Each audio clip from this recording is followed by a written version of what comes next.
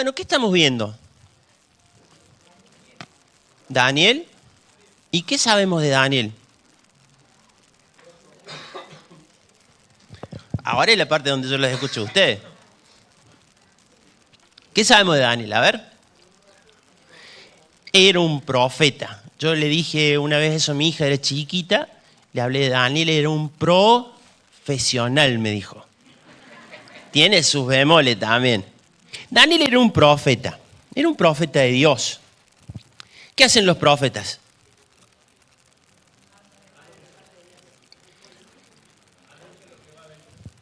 Ah, muy bien. Tiraron todos los conceptos. Yo les voy a pasar en limpio. Los profetas son personas que, como dijeron por acá adelante, anuncian la voz de Dios a alguien, puede ser una persona, un grupo de personas o todo un pueblo. Y otros dijeron, anuncian lo que va a venir. Son facetas distintas de la profesión de profeta. Vamos a meter las dos palabras ahí como para quedar bien con los dos.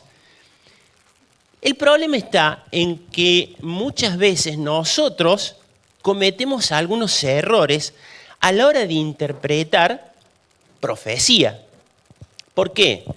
Porque nosotros leemos y creemos que todo lo que está a nivel de profecía en la Biblia se aplica para nuestras vidas. ¿Es así o no? ¿A veces nos pasa eso?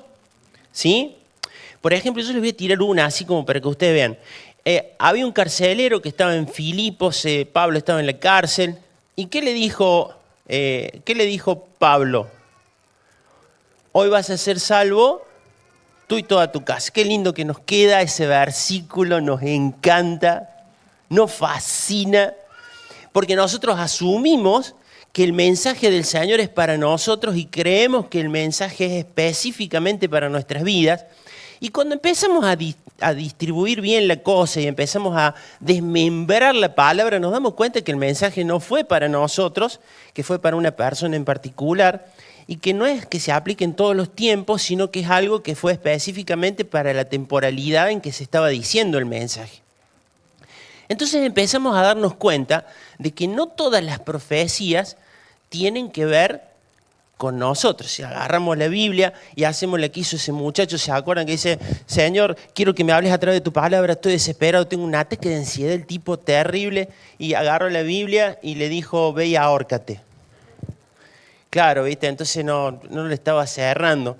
Y bueno, ustedes conocen el resto de la historia. La cuestión es que no toda la palabra que se expresa en forma de profecía tiene que ver con nosotros o es aplicable a nosotros. Hay promesas como esta que vimos recién, y nosotros la podemos agarrar así, Señor, así como hiciste con Pablo y el carcelero de Filipo, te pido que tomes mi familia y que todos sean salvos. ¿Quién dice amén? Vamos todavía, esa es la actitud. Pero quiero mostrarte un tema que está dentro de este cuadro de lo que es la profecía bíblica y que nos cuesta un poquito más que los otros. Yo recién cuando estaba orando con Pablo, le decía a Pablito, yo te pido que ores por una cosa, que se entienda lo que vamos a decir. Porque no es un tema fácil de entender, pero imagínense lo que es de explicar. Así que bueno, les armé un pequeño PowerPoint para que lo podamos ir viendo. Uri, confío en vos, vamos para adelante. En realidad vamos a hablar del capítulo 9 de Daniel. El capítulo 9 de Daniel es un capítulo absolutamente hermoso. Es precioso donde lo mires. En el versículo 1 arranca Daniel viendo que estaba por cumplir años y lo que pasó fue fantástico porque dice Daniel, mira, está por cumplirse algo que hace tiempo que estoy esperando y él le consulta a Dios, esa mañana probablemente, dice, en el año primero de Darío, hijo de Asuero, de la nación de los Medos, que vino a ser rey sobre el reino de los caldeos, en el año primero, y él le va haciendo una descripción, fíjense cómo arranca, es curioso que arranque de esta forma, poniéndole fechas a algo que estaba por hacer. Él se estaba dando cuenta de que la fecha era importante, ese día era importante. ¿Cuántos años tenía Daniel cuando fue cautivo? Vamos a hacer un poquito de historia. Año 625, un tal Nabopolazán Nabopolassán Gorostiaga. Yo le digo, nadie quiere poner ese nombre a un hijo. Pero resulta que al hijo lo mató peor que él, su padre. Es decir, a él le puso Nabucodonosor, imagínense. El papá de Nabucodonosor, Nabopolassán, empezó a hacer incursiones por ahí por la tierra de Jerusalén. Y Nabucodonosor en el año más o menos 586, ¿qué pasó? Esto lo vieron. Conquistó, destruyó, rompió todo y se llevó cautivos a jovencitos. ¿Cuántos años tendría Daniel cuando se fue de su casa? ¿Cuántos? 15, 16, 17, dicen algunos. Es decir que estamos casi que en el año 86, 87 de la vida de Daniel. Pero lo interesante de esto es que Daniel sí conocía profecía y sí sabía que los tiempos eran muy, muy importantes. Y Daniel se da cuenta de que si él entró en la cautividad aproximadamente entre los 15 y 17 años, esos días estaba cumpliendo sus 86, 87 años, había una profecía que se tenía que cumplir. Él ya lo sabía. Entonces le dice a Dios que se acuerde de su pueblo. Y eso dice en el capítulo 9, los primeros versículos. Después leanlo ustedes, la oración de Daniel es preciosa hasta el versículo 19. Y dice que Daniel interpreta los tiempos, interpreta lo que escribieron los profetas. ¿Qué profetas? Ya lo vamos a ver. Por favor, Uri, adelante. Esto es lo que dice nuestra profecía del versículo 24 al versículo 27, que es lo que nos va a centrar. Lo vamos a poner la lupa en estos versículos. 70 semanas están determinadas sobre tu pueblo y sobre tu santa ciudad para terminar la prevaricación, poner fin al pecado, expiar la iniquidad, traer la justicia perdurable, sellar la visión y la profecía y ungir al santo de los santos. Sabe pues y entiende que desde la salida de la orden para restaurar y edificar a Jerusalén hasta el Mesías príncipe habrá 7 semanas y 62 semanas. Se volverá a edificar la plaza y el muro en tiempos angustiosos, y después de las 62 semanas se quitará la vida al Mesías, mas no por sí. Y el pueblo de un príncipe que ha de venir destruirá la ciudad y el santuario, y su fin será con inundación, y hasta el fin de la guerra durarán las devastaciones. Y el último texto dice: y por otra semana confirmará el pacto con muchos, y a la mitad de la semana hará cesar el sacrificio y la ofrenda, y después, con la muchedumbre de las abominaciones, vendrá el desolador, hasta que venga la consumación y lo que está determinado se derrame sobre el desolador. Cerramos las Biblias, nos vamos a casa y que Dios los bendiga. Gracias por el tiempo compartido. ¡Qué complicado! Anda a entenderle a Daniel, ¿qué está diciendo? Es idioma complicado de entender. Pero fíjate, vamos a ver un texto. Esto dice en 1 Pedro en una versión un poco más entendible, 1:19 al 21.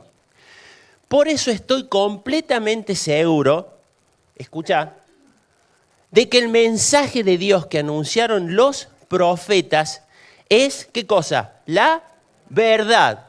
Por favor, escuchad la forma en que Pedro se expresa por el Espíritu Santo. ¿Qué dice? Por favor, préstenle atención a este mensaje, pues les dirá cómo vivir hasta el día en que Cristo vuelva y cambie su vida. Dale un propósito a lo que Pedro está intentando decirnos y nos dice que si ustedes entienden profecía, le van a encontrar un sentido a toda su vida. Mirá, les dirá cómo vivir hasta el día en que Cristo vuelva y cambie sus vidas. Versículo 20. Pero antes que nada, acá hay una recomendación que tenemos que prestar atención. Antes que nada, deben saber y escuchar lo que dice. Presta atención, por eso está en rojo y subrayado. que ninguna enseñanza de la Biblia se puede explicar como uno quisiera. Versículo 21 es lapidario. Ningún profeta habló por su propia cuenta. Al contrario, todos ellos hablaron de parte de Dios y fueron guiados por el Espíritu Santo. Hace un tiempo que vengo viendo con cierta alerta o alarma, se me están prendiendo las luces amarillas por ahora, grupos evangélicos que afirman que el rapto es algo que no va a ser. Y cantamos sus canciones. En la iglesia yo ya les avisé a los chicos, los músicos, fíjense las letras de las canciones, porque el grupo que las sacó no cree en el arrebatamiento de la iglesia, en el rapto. Con lo cual, si nosotros seguimos en esa línea, probablemente terminemos asesinando una de las profecías que Cristo mismo nos dejó. Y de esa forma, el diablo va a ganar terreno. ¿Cómo sucedió esto?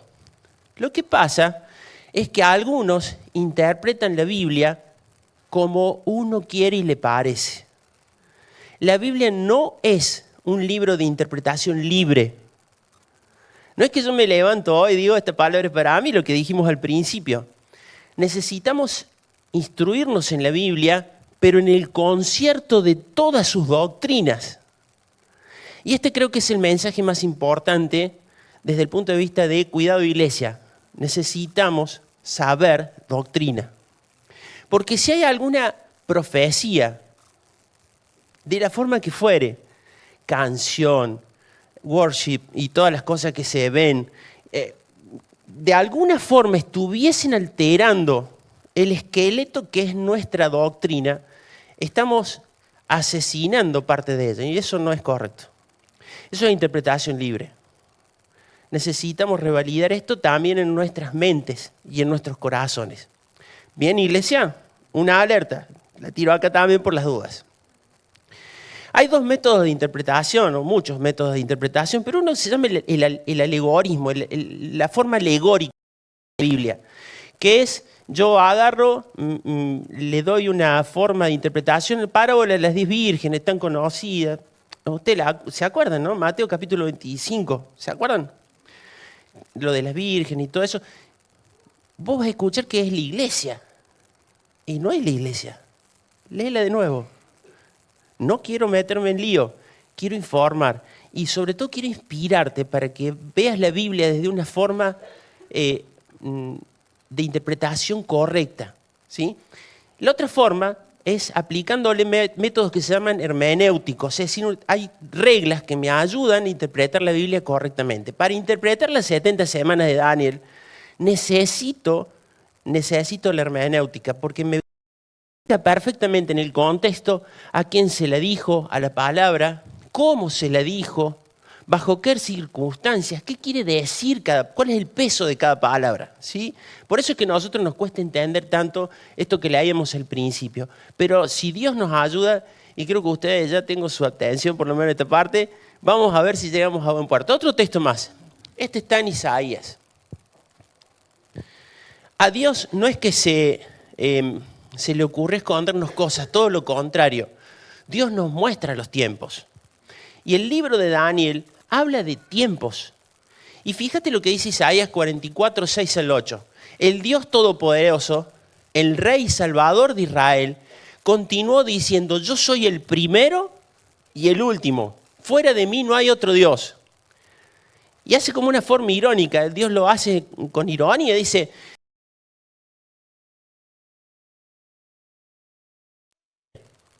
que anuncie el futuro y diga lo que va a suceder. Esto que me está diciendo Dios en el libro de Isaías, me lo está diciendo también a mí, no solo al pueblo de Israel. Está diciendo, necesito conocer el futuro tal cual como Dios lo planificó. Conocemos el futuro. Vamos a entender esto. Por ejemplo, ¿cuál es el evento inminente que está esperando la iglesia? ¿Cuál? Que Cristo venga. ¿Es lo mismo el arrebatamiento rapto que la segunda venida de Cristo? No es lo mismo. Y la iglesia, nosotros, ¿vamos a pasar por la tribulación?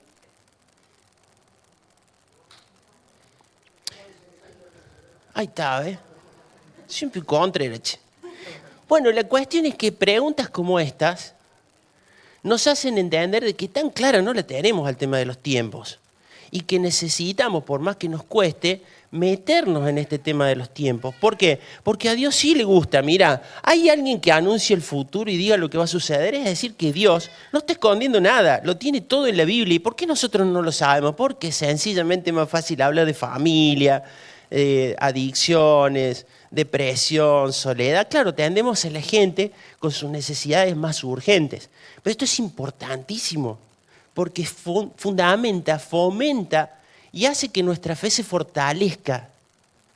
Nuestra confianza se establece en una roca sólida, no en los temas de la cotidianeidad, sino en las promesas y lo que Dios nos ha dado para que nosotros sepamos. Vamos a ver algo más de esto.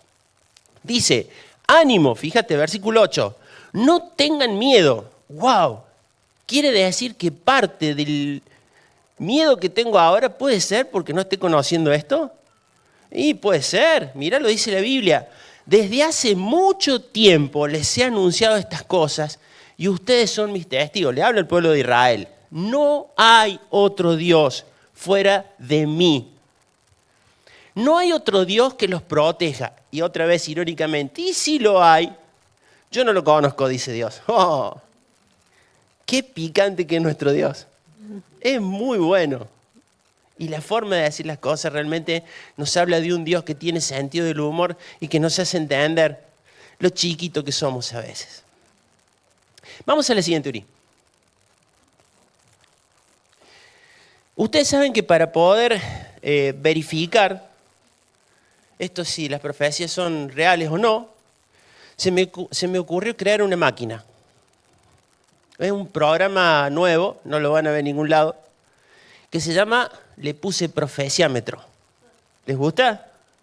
Tiene una barra de progreso abajo que va del 0 al 0, lo que sea. Y vamos a someter a prueba una de las profecías bíblicas que ya conocemos y que es parte de la historia, para ver si efectivamente lo que dice Dios se cumple. ¿Se animan a que lo pongamos a prueba? ¿Sí? Ustedes saben que hay un tal Nostradamus. ¿Lo conocen Nostradamus? Las profecías de Nostradamus, ¿escucharon alguna vez? No importa. Quiero poner a prueba esto. Vamos. La profecía de su primera venida. Y la pregunta que me voy a hacer es, ¿qué pasaría si se cumpliera lo que se dijo mucho tiempo antes? Mira la profecía que dice, acá de este lado. Pondré enemistad entre tú y la mujer, y entre tu simiente y la de ella. Quiere decir que sería simiente de una mujer. Es decir, que el Mesías prometido vendría a nacer de una mujer. ¿Eso puede pasar? ¿Qué probabilidades hay?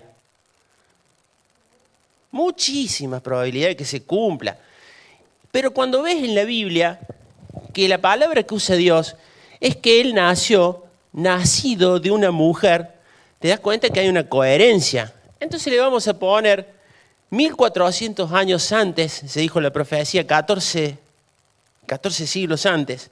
Se cumplió, ustedes van a ver ahí una cosa curiosa, 2 AC, porque probablemente el nacimiento de Cristo no haya sido en el año 0.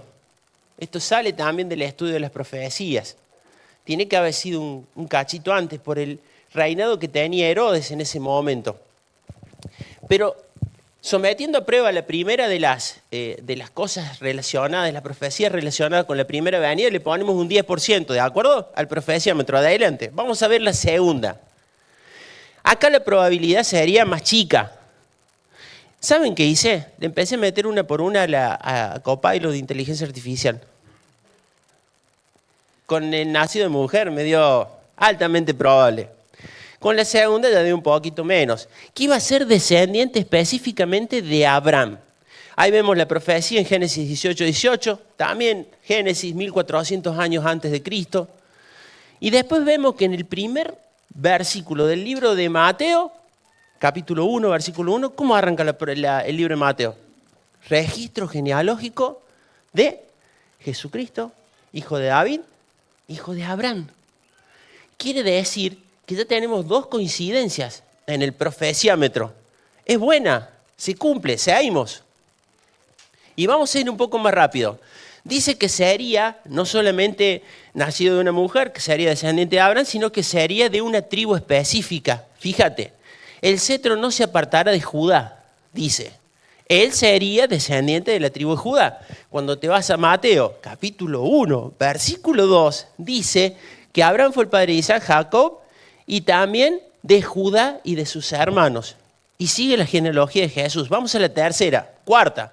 Nacería en Belén, había 3 Belén en ese momento. Así que la posibilidad de que Cristo fuera y cumpliera las primeras 3 y que tuviera la cuarta ya era demasiado. Encima dice Belén, la más chiquitita de todas las Belén, porque había 3 Belén y esta es la más chiquita, tú Belén Efrata, dice en Miqueas, 450 años antes de Cristo. Y llegaron, dice, del oriente unos magos, ¿a dónde? A Belén, donde Jesús nació. Le metes todo esto a la inteligencia artificial y dice, la probabilidad es baja. Es menos. Seguimos. Y fíjate cómo va la barra de progreso, che. Nacería de una virgen, acá estamos al hornazo. Nacería de una virgen, acá hay cosas que son puntuales. ¿Cómo se puede nacer de una virgen? Y después, por supuesto, seguir siendo virgen. Sin embargo, la Biblia afirma, 700 años antes, de que la virgen concebirá y dará a luz un hijo. Eso es algo casi que imposible. Dice la Biblia en el libro de Mateo, capítulo 1, versículo 18 esta vez. O sea, fíjate cómo se cumplen en poquitos versículos del libro de Mateo, o sea, el Nuevo Testamento, se cumplen un montón de profecías del Antiguo Testamento. Dice que la Virgen resultó que estaba embarazada por el poder del Espíritu Santo y seguimos avanzando y seguimos poniendo a prueba las profecías de su primera venida. Esto es más, sería traicionado por alguien muy cercano. Fíjate, esto está en el libro de los Salmos. Aún el hombre de mi paz en quien yo confiaba, de que mi pan comía, alzó el pie contra mí. Y fíjate que la Biblia afirma que eso se cumple al que yo bese, ese es, prendedlo y llevarlo con seguridad. ¿Quién era? Que estaba mojando el pancito en el tuco, digamos. Se cumple al pie de la letra. Y ya estamos casi en un 60%, avancemos. Dice que él sería una persona tan dócil, tan mansa, que permanecería en silencio, aun cuando sus castigadores, sus verdugos, le estuvieran dando razones para que pegue un grito de furia y se enloquezca. Mira lo que dice, angustiado y afligido, no abrió su boca. Y dice la Biblia que a él le hicieron exactamente lo que la Biblia dijo que le iban a hacer 700 años antes. Seguimos. Dice que sería golpeado y escupido. No quité mi espalda a los que me golpeaban y escondí mis mejillas. ¡Wow! Profecía. Mirá, algunos empezaron a escupir a Jesús y le tapaban los ojos y lo golpeaban. Seguimos. Y ya estamos en el 90%, sería crucificado por pecadores. ¿Sabes qué? Cuando el profeta Isaías escribió la profecía, no existía la muerte de cruz. ¿Sabías eso? Era un castigo romano. Con lo cual, estamos seguros de que lo que decía Isaías ni siquiera lo conocía. Sin embargo, estaba anticipando la forma en que el Mesías iba a morir crucificado. Cuando llegaron al lugar llamado la calavera, los soldados clavaron a Jesús en la cruz. Seguimos. Y ya estamos en el 100. ¿Y por qué la barra de progreso tiene un 110? Es que me quedé corto. Mirá, sus manos y sus pies serían horadados de la forma en que fue crucificado, la forma en que lo colgaron. Indica que verdaderamente la veracidad de la profecía es 100% así. Dice, cuando llegaron al lugar llamado de la calavera, los soldados clavaron a Jesús en la cruz.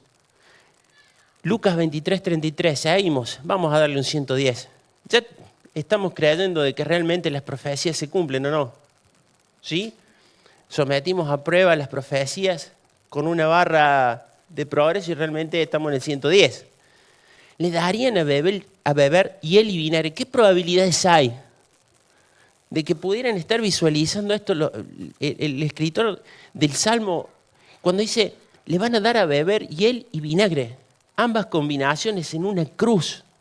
Isaías, que le iban a golpear, que le iban a escupir, todo eso se cumplió. Y fíjate lo que dice, había allí un jarro lleno de vinagre. Che, ¿es creer o reventar? Dice, y le acercaron a la boca a Jesús. Dije yo, wow, qué Dios tan perfecto, está en los detalles más chiquitos. ¿Se puede confiar en Dios? ¿Se puede confiar? Y ustedes van a ver que la barra de progreso llegó al 110. ¿Ya creemos con esto? Veo que hay algunos que dudan. Vamos a la siguiente. Por si había alguno que duda, le agregué más. La puse hasta el 1000% para que no haya ninguna duda de esto. Fíjate, dice que se burlarían y sería insultado. Ahí está la profecía, ahí está el cumplimiento. Dice que él oiría profecía en torno de burla. ¿Quién fue el que te golpeó? ¿Se acuerdan que dice la Biblia? Profetiza, ¿quién fue el que te golpeó? Oraría por sus enemigos. Padre, no saben lo que hacen. Dice, su costado sería traspasado. ¿Cómo pueden saberlo? Zacarías. Dice que los soldados echarían suerte sobre sus ropas, que sus huesos no serían quebrantados. Dice que sería sepultado con los ricos. Dice que resucitaría. Cuando le puse esto a la inteligencia artificial, voló mi máquina. ¿Qué probabilidades hay de que se cumplan todas estas? 0, 0, 0, 0 al infinito. Pero también dice que ascendería al cielo. Concluimos en que verdaderamente si sometemos a prueba la palabra de Dios en forma profética, tiene cumplimiento efectivo 1000%. ¿Estamos de acuerdo? Ahora volvemos a lo nuestro. Seguimos.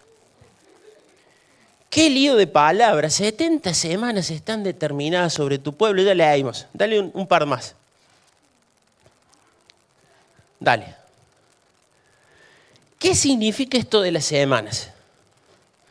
Una semana está compuesta de días. Lunes, martes, miércoles, jueves, viernes y así. Ahora, esto para nosotros. Pero de la forma en que lo dice la Biblia, tiene que tener otra interpretación. ¿Serán semanas comunes y corrientes o serán semanas que tienen alguna pequeña variación? ¿Qué opinan ustedes? Tiene variación. Muy bien, ya estamos bien. Ahora, ¿ustedes piensan que la Biblia en algún lado lo aclara esto? Vamos a someterlo a la hermenéutica bíblica. ¿Tiene algún asidero? Vamos a ver. A ver, Uri. Había un mandamiento a cumplir. Fíjate dónde está. Levítico capítulo 25. Anótalo. Si te vas a olvidar, anótalo. Yo creo que Josi después le puede pasar a los chicos, al que lo requiera, el PDF para que no se olviden de todas estas notas.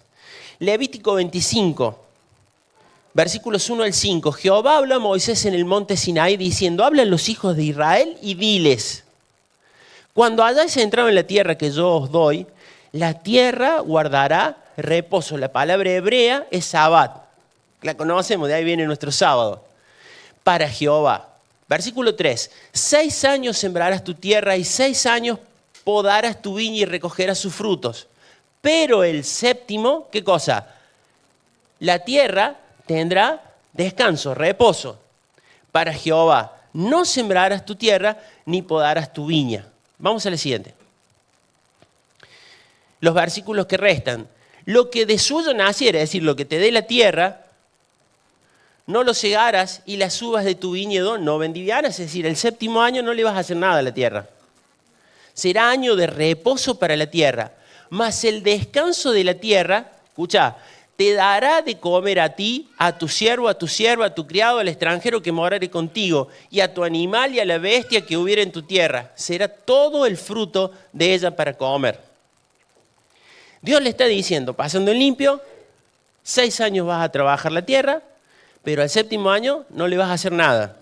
¿Estamos de acuerdo? ¿Es así? ¿Qué hizo Israel? Vamos a la siguiente. Y 7 semanas, ¿de qué? Quiere decir que no son semanas de días, son semanas de años. Esto está en la Biblia, siempre estuvo ahí en la Biblia. Dice 7 veces, ¿qué cosa? 7 años. De modo que los días de las 7 semanas de años, otra vez lo aclara, vendrán a ser ¿cuánto? 49 años. Y después viene toda la introducción al jubileo, que es el año 50, donde el que era esclavo, toda esta historia de la redención ya la conocemos. Vamos a la otra, que es la pregunta que yo me hice. ¿Qué pasó con este mandamiento? ¿Lo cumplió? Se los cuento yo. No lo cumplió. Son cabeza dura estos judíos, ¿no? Si Dios le dice que durante 6 años le va a dar, y es más, si ustedes siguen leyendo el pasaje de Levítico 25, dice que el 6.º año le va a dar 3 veces lo que le daba, por ejemplo, el 5.º año. Entonces iban a tener para cubrir sus necesidades y para guardar y para que frisen. No había frisa en ese momento. Pero Dios le estaba diciendo eso, yo te voy a dar para que tenga y para que guarde. Le estaba diciendo eso. Y acá me habla de algo. Me habla de confianza, ¿o no?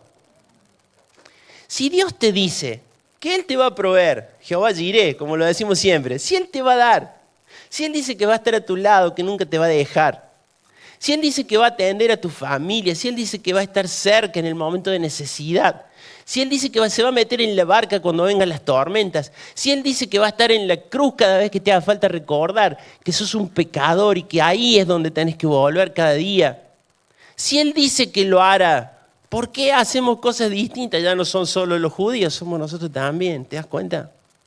Somos cabezones. Dios te dice que confíes. Mira lo que pasó por este mandamiento. Esto está en Crónicas, 2 Crónicas, capítulo 36, último capítulo. Ya les anticipé algo de lo que pasa, pero mira lo que dice la Biblia. Bueno, quiero cerrar algo relacionado con las semanas. Son semanas de años. 70 semanas de años son 70 por 7. No. 490 años. Es decir, que el tiempo del que está hablando ya vamos anticipando, ¿o no? Las 70 semanas es un periodo de 490 años. Entonces dice la Biblia en 2 Crónicas, Él envió contra ellos al rey de los babilonios. El rey de los babilonios era Nabucodonosor. ¿Quién es él? ¿Quién es él? Dios, escucha, Dios envió contra ellos a Nabucodonosor. Quiere decir que Nabucodonosor no es que un día se levantó enojado con la suegra y dijo voy a atacar a los judíos, sino que Dios hizo un plan. Yo me pregunto, ¿por qué Dios hizo eso? Quien dentro del mismo templo, escucha, mató con su espada a jóvenes. No tuvo compasión de los jóvenes, ni de las doncellas, ni de los adultos, ni de los ancianos. A todos, escucha, se los entregó Dios en sus manos. Esta no la tenía. ¿Quiere decir que Dios usó a una persona sanguinaria para cumplir un plan? Sí, lo está diciendo ahí. ¿Por qué? Mira, todos los utensilios del templo de Dios, grandes y pequeños, más los tesoros del templo del Señor y del rey, y los del rey y de sus oficiales, fueron llevados a la casa de Nabucodonosor, a Babilonia. Incendiaron el templo. Atenti a este detalle, paréntesis. Derribaron los muros de Jerusalén. Otro detalle que tengo que tener en cuenta. Prendieron fuego a sus palacios y destruyeron todos los objetos de valor que allí había. Yo me pregunto, ¿Dios es un Dios fiel a sus promesas? Dios te dice que hagas algo y Él te dice qué va a hacer Él. El problema es cuando nosotros fallamos. Gracias a Dios nosotros estamos en un periodo ahora que se llama de la gracia, donde Dios no tiene en cuenta nuestra conducta, sino que Dios tiene en cuenta su carácter. Porque si dependiera de nosotros, muchachos, estamos fritos. Fíjate cómo sigue el pasaje. A los que se salvaron de la muerte, el rey se los llevó a Babilonia y fueron esclavos suyos y de sus hijos hasta el establecimiento del reino persa. ¿Quiénes fueron cautivos ahí? Daniel, Sadrach, Mesach y Abednego, los nombres que le pusieron ahí. Es decir, que sus amigos fueron presos justamente en este versículo. Versículo 21. Así se cumplió la palabra que el Señor había anunciado por medio de otro profeta, Jeremías. Cuando yo leo la profecía de las 70 semanas de Daniel, hay otros textos que me la aclaran antes. Dios le dijo, yo te voy a cuidar. Ellos dijeron, no, me cuido yo solo. Vos tenés que confiar en mí. Y ellos dijeron, no, yo voy a confiar en mis fuerzas. Ellos dijeron, necesitas entenderlo de otra forma. Yo voy a sembrar y voy a cosechar el 7º año. A mí no me importa lo que vos digas. Eso le dijeron a Dios. Y Dios le manda un castigo, no solo por idólatras, sino por no cumplir esta palabra de Levítico capítulo 25. Fíjate, ahí dice, la tierra disfrutó de su descanso. Y abajo dice, hasta que se cumplieron los 70 años. ¿Cuántos años tenía Daniel en el capítulo 9?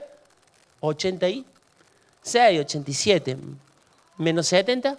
Ahí está lo que estuvo cuando se lo llevaron a Babilonia. ¿Te entiendes cómo viene la mano?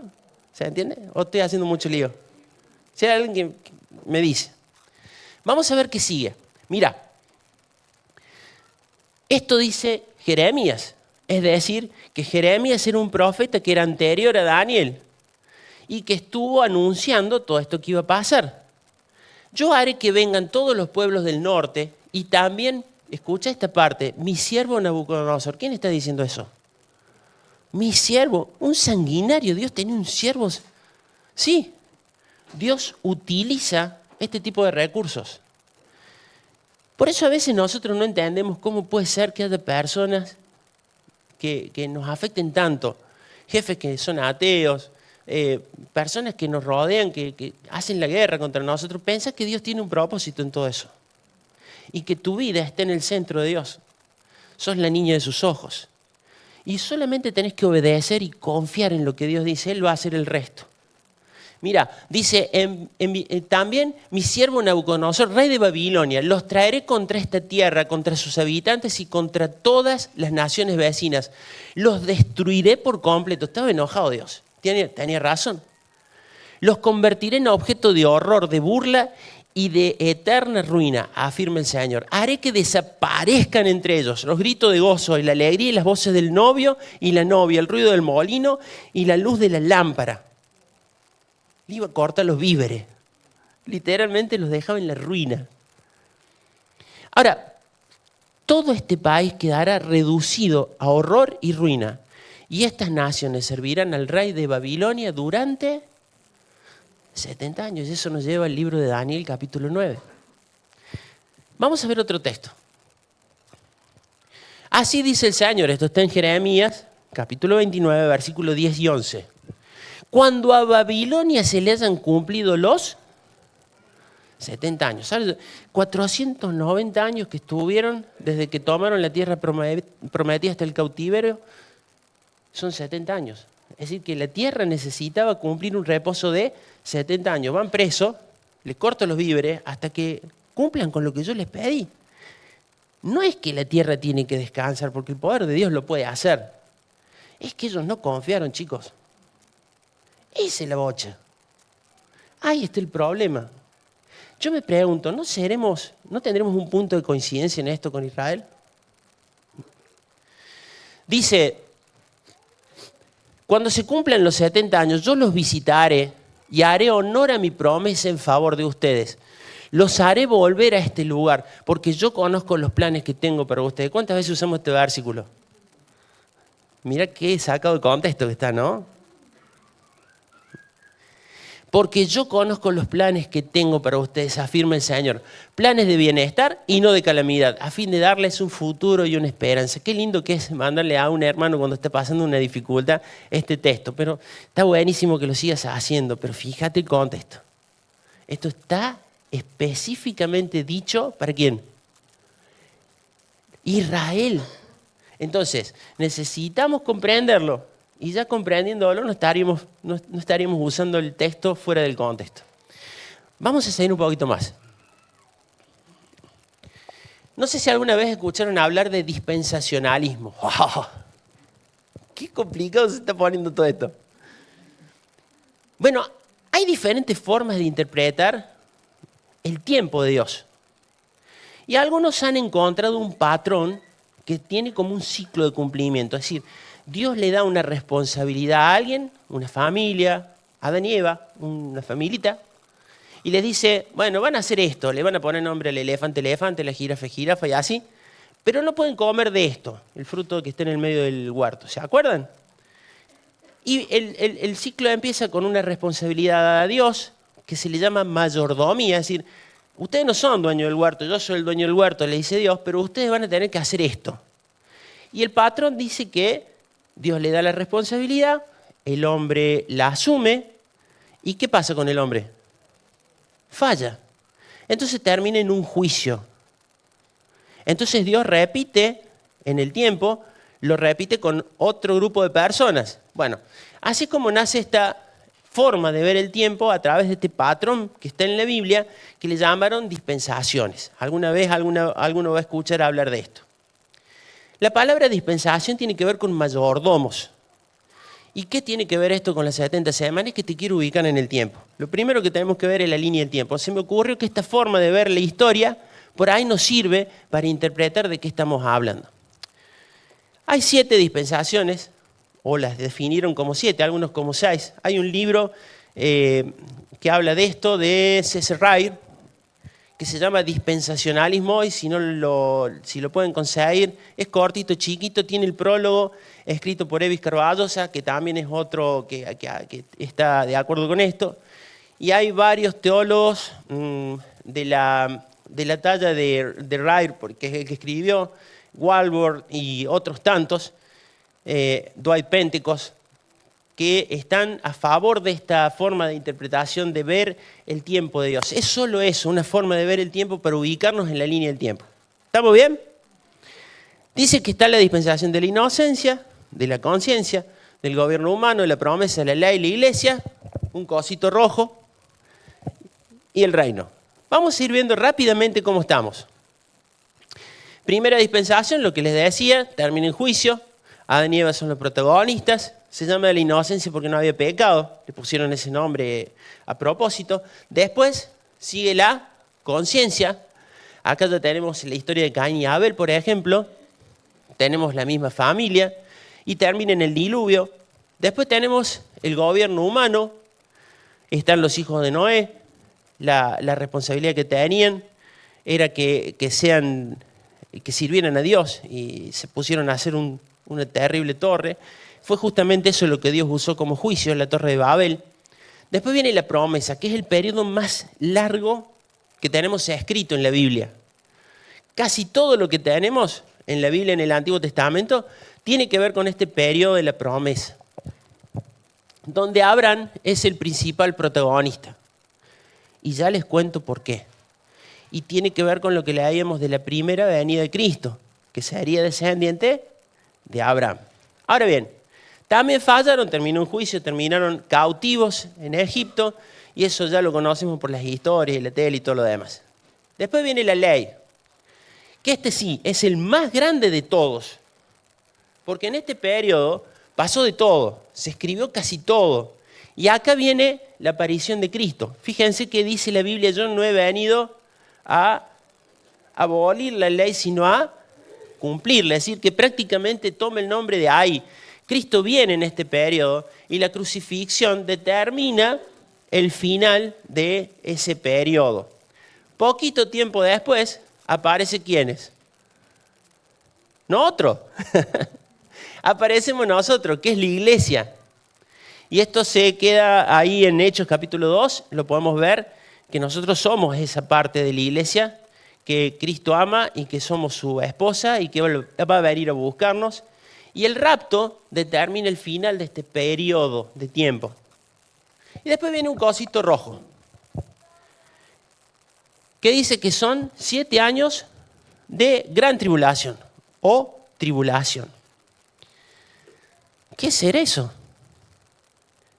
Pero la cuestión es que eso, ese cosito rojo, ese segmento rojo, termina con otro evento, que es la segunda venida. Vale decir que acá tenemos bien claro que rapto no es segunda venida. ¿Hasta ahí vamos bien? Y después tiene el final, el periodo del reino, o la dispensación del reino. Vamos a hacer un poquito de zoom. Vamos a salir desde la promesa, y esta vez lo vamos a ver con otro enfoque. Recién lo vimos desde el punto de vista del tiempo, y por eso generamos este tema de las dispensaciones. Ahora lo vamos a ver desde otra perspectiva, también bíblica y muy, pero muy necesaria para entender las 70 semanas. ¿Cuál es? El tema de los pactos bíblicos. Dios hace pactos que se les llaman incondicionales, es decir, las personas no tienen que hacer nada para que Dios cumpla el pacto. Y uno de estos pactos, y el primero de ellos y el más importante, ¿con quién lo hace? Con Abraham. Por eso es que Dios, después leanlo ahí en el libro de Génesis, pone sacrificios al medio, una antorcha de fuego que se movía permanentemente, y dice la Biblia con claridad, no es que Dios y Abraham hicieron pacto, sino que dice, y Dios hizo un pacto con Abraham. Dando a entender por esto uno de los conceptos más importantes que tenemos de la gracia. Y es este: el cumplimiento del pacto no depende de mi conducta, sino del carácter de Dios. Él no falla. Hay una canción muy bonita que canta Cristina de Clario, se me va el tiempo, que dice, jamás te he visto fallar. Dios no falla. Me voy a tomar un minuto más. Pacto abrámico. Primero, Génesis 12:1. Haré de ti una nación grande y te multiplicaré más que las estrellas del cielo, que las arenas del mar. Dice, en ti serán benditas todas las naciones de la tierra. Clara alusión a la persona de Jesucristo. Segundo, están en la ley ambos. Pacto davídico, donde Dios renueva el pacto abrámico, esta vez con David. Tu trono va a ser eterno. Tu reino lo va a ser. ¿Pero por qué? Porque uno de sus descendientes, hijo de Abraham, hijo de David, iba a tener ese trono. Y el nuevo pacto que está en Jeremías capítulo 31, cuando ustedes leen nuevo pacto en Hebreos, no tienen que ir ahí, tienen que ir al antiguo. Porque ese nuevo pacto no tiene que ver con la iglesia, nos toca, pero tiene que ver con Israel. Somos parte de ese programa que tiene Dios para salvación. Y nos ha metido Dios en la salvación por gracia, por ese pacto. Pero para que nosotros entendamos el concepto. Uno más. Luego viene la iglesia. De la iglesia no se había hablado antes. Solo se manifiesta acá.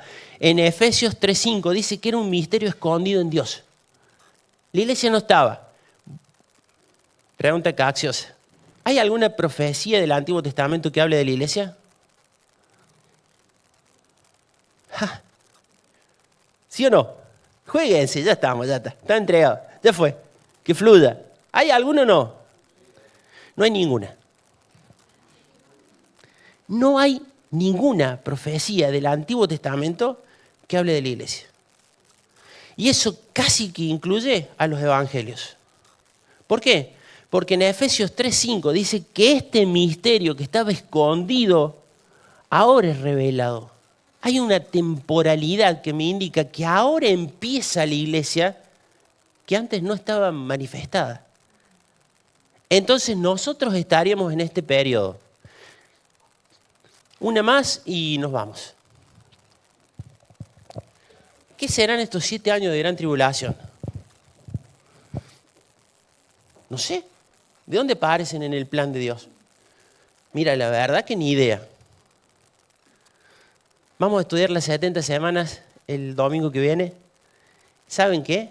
Es la última semana de las 70 que se tienen que cumplir en el plan de Dios. Amén.